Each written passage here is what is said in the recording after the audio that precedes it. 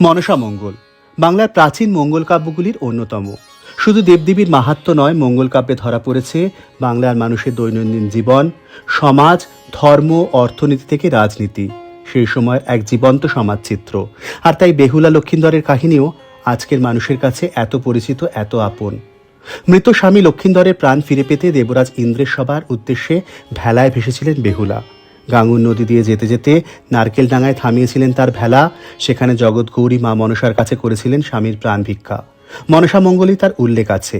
প্রত্যক্ষ উজান জল নারিকেল ডাঙায়, মৃন্ময়ী বিশহরী ঠাকুরানী তায়, কলার মান্দাসী চাপি আইল তথায়, বেহুলা দেবীরে পূজে নারিকেল ডাঙায়, গলায় বসন দিয়া মনসার আগে, প্রাণপতি জিয়াইব এই বর মাগে।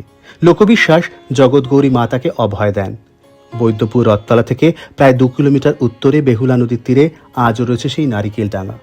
নামটিও যেন তার অতীতের সাক্ষ্য। একসময় নাকি ছিল অসংখ্য নারকেল গাছ।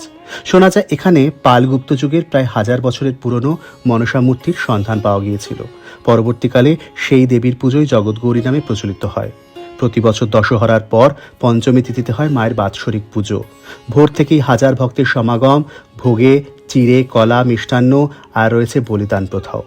মঙ্গল কাব্যের সেই কাহিনী, সাধারণ মানুষের প্রার্থনা, বিশ্বাস আর দেবীত্বে উত্তরণের গল্প আজও যেন বাংলার মাটিতে মানুষের লোকবিশ্বাসে জীবন্ত হয়ে আছে।